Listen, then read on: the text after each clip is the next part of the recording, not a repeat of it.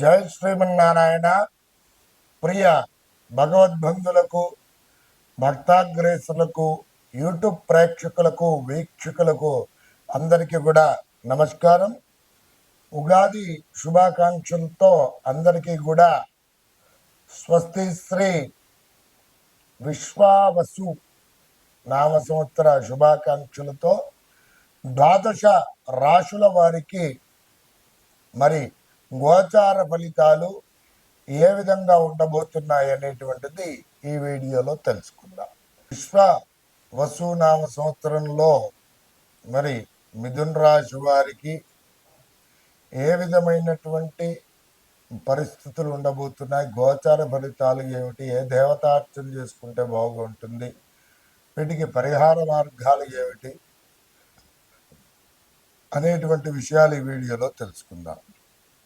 ముఖ్యంగా మృగశిర నక్షత్రం 3, 4 పాదములు, ఆరుద్ర నక్షత్రం 1, 2, 3, 4 పాదములు, పునరసు నక్షత్రం 1, 2, 3 పాదముల వారు కలిసి మిథున రాశి వారు అవుతున్నారు.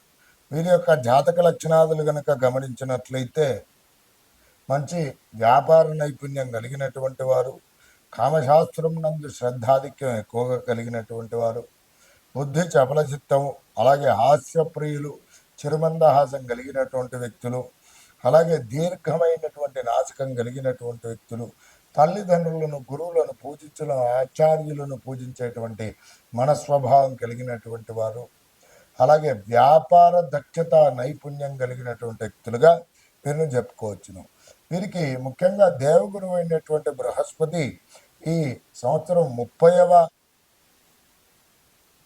తారీఖు మార్చి 2025 నుండి 15వ తేదీ మే 2025 వరకు కూడా మరి దేవగురువు అయినటువంటి బృహస్పతి 12వ స్థానంలో సంచారం పూర్వకంగా ప్రతికూల పరిస్థితులు కలుగజేస్తున్నాడు. ఏమిటి అని కనుక చూసుకున్నట్లయితే శుభమూలే వ్యామోహం చైవ ప్రాణ విక్రయ దూషణం స్థానం భ్రంష్టం చ దారిద్ర్యం ద్వాదశ స్థానకే గురౌ అనేటువంటి శాస్త్రవచనం. అలాగే తదుపరి 15వ తేదీ మే 2005 తదుపరి దేవగురువు అయినటువంటి బృహస్పతి మరి జన్మస్థానంలో సంచారం అంటే 1వ స్థానంలో సంచారం పూర్వకంగా కూడా ప్రతికూల పరిస్థితులే కలగజేస్తున్నాడు మిథున రాశి వారికి.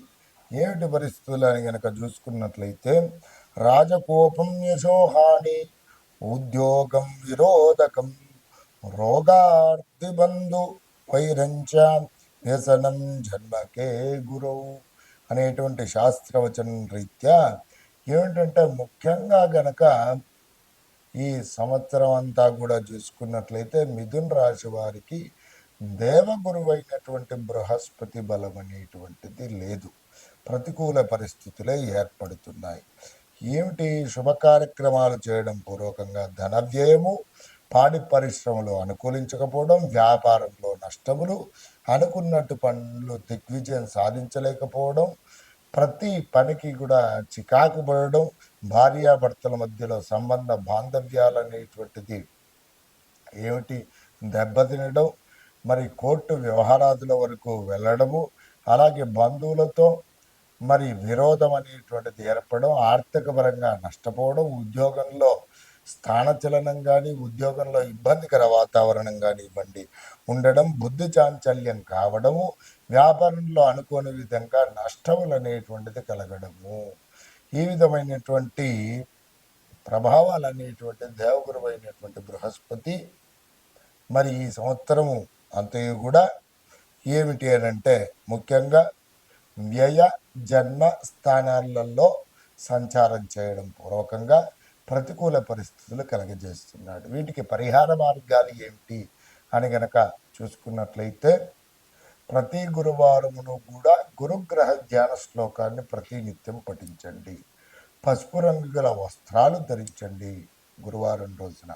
అలాగే మరి దత్తాత్రేయ స్వామి వారి యొక్క మరి మంత్రజప అనుష్ఠానం చేయడం, దత్తాత్రేయ స్వామి వారి యొక్క దేవాలయంలో మరి శనగలతో కూడినటువంటి ఉడకబెట్టినటువంటి శనగలు ప్రసాదంగా వితరణ చేయడం, పసుపు రంగు గల వస్త్రాలు, పసుపు రంగు గల పళ్ళు దానం చేయడము పూర్వకంగా గురువు ప్రతికూల పరిస్థితుల నుండి అనుకూల పరిస్థితులు ఏర్పడతాయి. అలాగే గురువారం రోజున తప్పకుండా ప్రతి గురువారమును కూడా గురుగ్రహానికి సంబంధించిన పసుపు రంగు గల వస్త్రం చక్కగా సమర్పించి స్వామివారికి ఆవు నేతితో పసుపు రంగు గల పూలతో అర్చించండి.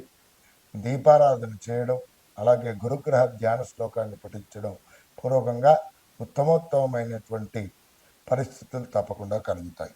అలాగే వీటితో పాటుగా ఈ విశ్వావసు నామ సంవత్సరంలో ముఖ్యంగా కర్మకారకుడైనటువంటి శనేశ్వర భగవానుడు ఏ విధమైనటువంటి పరిణామాలు కలగజేస్తున్నాడయ్యా అని కనుక చూసుకున్నట్లయితే, వ్యాకులం శోక సంతాపం పాపముద్యోగ విఘ్నకం కృష్ణాది సర్వ విఘ్నం చ దశమాస్తే భవేశ్చనౌ అనేటువంటి శాస్త్రవచనం ప్రకారము ఈ సంవత్సరం అంతా కూడా శనేశ్వర భగవానుడు 10వ స్థానంలో ముఖ్యంగా వృత్తి స్థానంలో సంచారం చేయడం పూర్వకంగా ఏ విధమైనటువంటి పరిణామాలు కలుగజేస్తుందంటే, ముఖ్యంగా చేసేటువంటి పని వృత్తిలో ఆటంకాలు కలగజేయడం, ఎవరైతే ఉద్యోగాల కోసం ప్రయత్నాదులు చేస్తున్నారో వారికి విఘ్నాలు అనేటువంటిది ఎక్కువగా కలగడము, అలాగే ఉద్యోగం రాని వారు ఎంతైతే ఉద్యోగ ప్రయత్నాలు చేయడం పూర్వకంగా వారికి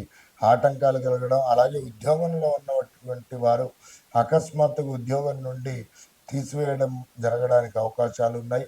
అలాగే అనారోగ్య సమస్యలు తలెత్తడము, ప్రభుత్వ ఉద్యోగులకు వర్క్ ప్రెజర్ అనేటువంటిది ఎక్కువగా ఉండటం, పై స్థాయి అధికారుల నుండి ఒత్తిడి అనేటువంటిది ఎక్కువగా ఉండడం, అలాగే ఆశించినటువంటి స్థాయిలో విద్యార్థులకు ఉత్తీర్ణత అనేటువంటిది లోపించడం, విదేశీయానాల కోసం ఎవరైతే ప్రయత్నం చేస్తున్నారో, అలాగే విదేశీయాలలో విద్యాభ్యాసం కోసం ప్రయత్నాలు చేసేటువంటి వారికి ఈ సంవత్సరం మిథున రాశి వారికి అంతగా గోచార పరిస్థితి అనుకూలంగా లేదు.